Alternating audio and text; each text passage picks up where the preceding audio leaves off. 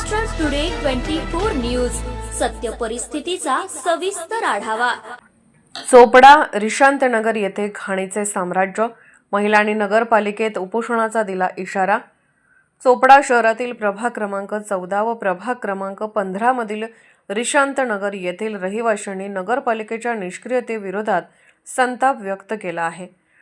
बोरोले नगर 3च्या बाजूला असलेल्या ईशांतनगर येथील महिलांनी नगरपालिकेला वारंवार अर्ज करून देखील त्यांच्या समस्यांकडे दुर्लक्ष केले जात असल्याचा आरोप महिलांनी केला आहे। गुरुकुल नगरमधून येणाऱ्या सांडपाण्यामुळे ईशांतनगर येथील रहिवाशांच्या घरासमोर घाणीचे साम्राज्य निर्माण झाले आहे। मोठमोठे काटेरी झुडपे या सांडपाण्यामुळे मच्छर होतात आणि रोगराई वाढताना दिसत आहे। घाणीमुळे मोठमोठाले साप रहिवाशांच्या घरात निघत आहेत। सांडपाणी जेथून निघते त्या मार्गात पाईप फुटलेला असला तरी पाईपची मागणी करून देखील नगरपालिका नवीन पाईप टाकून त्या पाण्याची विल्हेवाट लावत नाही। त्यामुळे सर्व पाणी रहिवाशांच्या घरासमोर जमा होत राहते आणि आजाराचे प्रमाण वाढत आहे। संतप्त महिलांनी इशारा दिला आहे, जर नगरपालिकेने या समस्येवर त्वरित उपाय केला नाही तर कॉलनीतील सर्व महिला नगरपालिकेत उपोषणाला बसतील। कॉलनी परिसरात अजूनही लाईटची व्यवस्था नसल्याने महिलांनी नगरपालिकेविषयी आक्रोश व्यक्त केला आहे। रहिवाशांनी नगरपालिकेला त्वरित कारवाई करण्याची मागणी केली आहे। जर नगरपालिकेने या समस्येवर त्वरित उपाय केला नाही तर नगरपालिकेसमोर उपोषणाचा इशारा दिला आहे। दादा असे खूपच अर्ज दिलेले आहेत आम्ही नगरपालिकामध्ये, कोणी लक्षच देत नाहीत आमच्याकडे।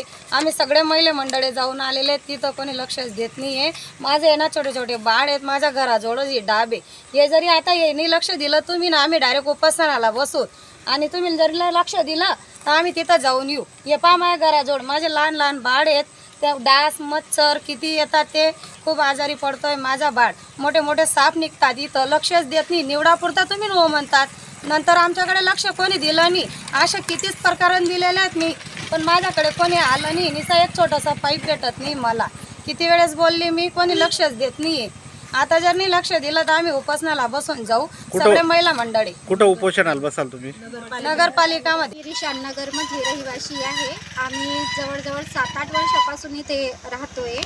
इथे प्रॉब्लेम असा आहे की इथे रस्ते पण नाही आहे आणि गुरुकुल नगरमधलं जो सांडपाणी आहे ते आमच्या कॉलनीमधून सोडलेलं आहे आणि ते म्हणजे आमचा एकच रस्ता जो आहे तो वाहतुकीचा आहे आणि त्यामध्ये पाईप पण व्यवस्थित टाकलेला नाही, अर्धवट तुटलेला आहे आणि ते सांडपाणी इतकं घाण आहे की त्याच्यापासून मच्छर वगैरे पण होतात, डास होतात आणि तिथे साप वगैरे पण खूप निघतात आणि आमचे लहान लहान मुलं आहेत ते शाळेत वगैरे जातात, तर तिथे एखाद्या वेळेस जर पडले तर त्यांना काहीतरी असं लागू शकतं आणि आम्हाला एकच वाहतुकीचा रस्ता आहे आणि मुरुम वगैरे पण व्यवस्थित टाकलेली नाही आहे, रस्ता नाही आहे। आमच्या इथे गटारी वगैरे पण आलेले नाही आहे अजून आणि आपले बिजलीचे खांबे वगैरे पण नाही आहे, आपले लाईट वगैरे याची पण सोय केलेली नाही आहे व्यवस्थित। तर आम्ही बऱ्याच वेळा नगरपालिकेला जाऊन आलेलो आहे पण त्यांनी आमची काही नमूद घेतलेली नाही आज।